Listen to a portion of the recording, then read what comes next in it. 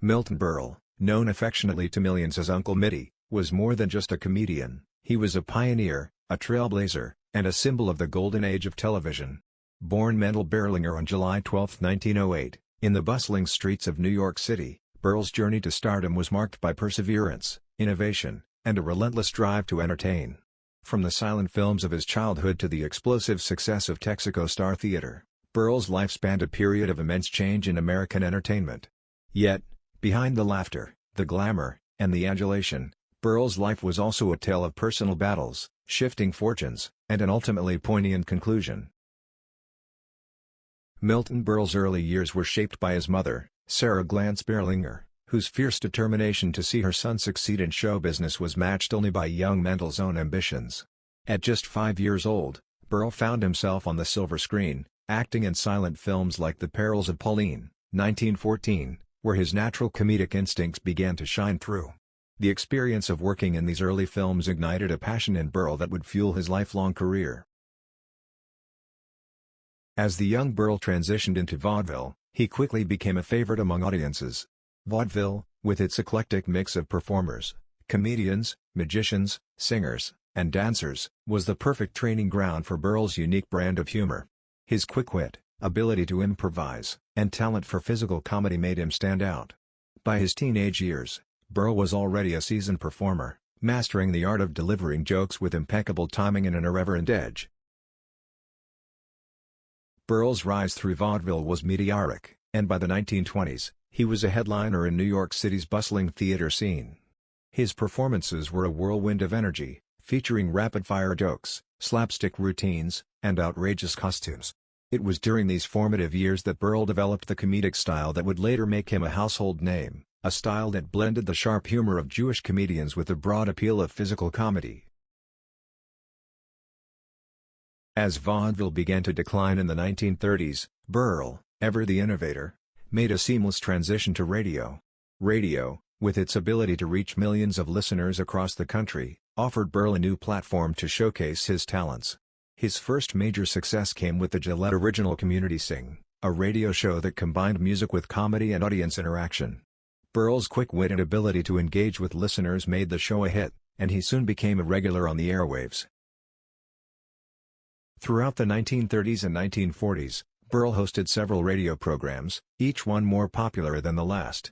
His comedic style evolved during this period, becoming sharper and more sophisticated. Berle was a master of improvisation, often deviating from scripts to deliver ad-libs that left audiences in stitches.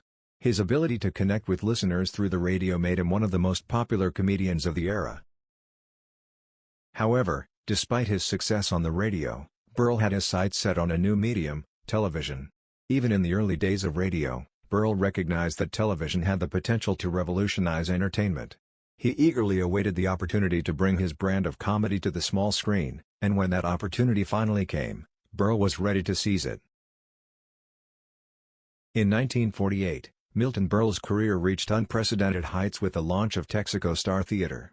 The variety show, which aired on Tuesday nights, quickly became a sensation, with Berle as its star. His on-screen persona, outrageous, flamboyant, and unapologetically funny, captured the imagination of the American public. Berle's physical comedy, honed during his years in vaudeville, was perfectly suited to the visual medium of television. Whether he was dressing up in drag, performing slapstick routines, or delivering rapid-fire jokes, Berle knew how to make audiences laugh. The impact of Texaco Star Theater on American culture cannot be overstated. In an era when television sets were still a luxury item, the show was so popular that it led to a nationwide boom in television sales. Berle became known as Mr. Television, a title that reflected his dominance of the medium. On Tuesday nights, businesses would close early, and families would gather around their television sets to watch Uncle Mitty. His influence was so profound that it is said more television sets were sold during his show's run than at any other time. But Berle's success was not just about ratings, it was about the way he connected with his audience. He was a master of knowing what would make people laugh, and he wasn't afraid to take risks.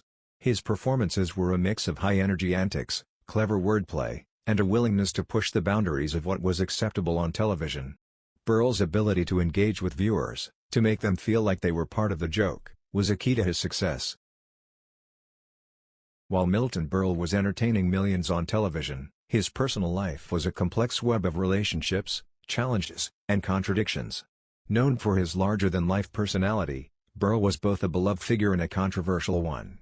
He was married 3 times, with his longest marriage being to Lorna Adams, whom he married in 1953. Berle's relationships were often tumultuous, and his reputation as a womanizer was well known in Hollywood circles. Berle's personal struggles extended beyond his relationships. He battled various health issues throughout his life, including a long-standing smoking habit that eventually led to his diagnosis with colon cancer in 2001. Berle faced his illness with the same humor and pragmatism that characterized his career, but the cancer marked the beginning of a difficult final chapter in his life. Despite these challenges, Berle never lost his love for performing. Even as his health declined, he continued to make appearances on television and in nightclubs, determined to keep entertaining as long as he could. Berle's resilience was a testament to his deep passion for comedy, a passion that had driven him from the vaudeville stages of his youth to the pinnacle of television success. As the 1950s gave way to the 1960s, Milton Berle found himself facing a rapidly changing entertainment landscape. The variety show format that had made him a star was losing popularity, and new forms of comedy were emerging. Shows like The Ed Sullivan Show and The Tonight Show became the new centers of television comedy, and Berle, who had once been at the forefront of the medium, began to fade from the spotlight. In 1956, Texaco Star Theater was renamed The Milton Berle Show, but the ratings were not what they once were. Audiences were changing, and Berle's brand of comedy, which had been so groundbreaking in the late 1940s, began to feel dated. The show was eventually canceled in 1956, marking the end of an era. Berle's attempts to revive his television career in the following years met with limited success, and he gradually retreated from the public eye. The decline of Berle's television career was a difficult pill to swallow for the man who had once been the undisputed king of the medium. Yet, even as he struggled to remain relevant in a new era of entertainment, Berle never lost his sense of humor. He continued to perform, often making guest appearances on television shows and in movies, but he was acutely aware that his time as a leading star had passed. The final years of Milton Berle's life were marked by a slow and painful decline. After being diagnosed with colon cancer in 2001, Berle underwent surgery but later decided to forego further treatment. His health deteriorated rapidly, and he became increasingly reclusive. The man who had once been at the center of the entertainment world now found himself isolated, dealing with the realities of aging and illness. Berle's decision to step away from the spotlight in his final years was in stark contrast to the vibrant, larger-than-life persona that had defined his career. Friends and family noted that Berle remained sharp and witty until the end, often cracking jokes about his situation.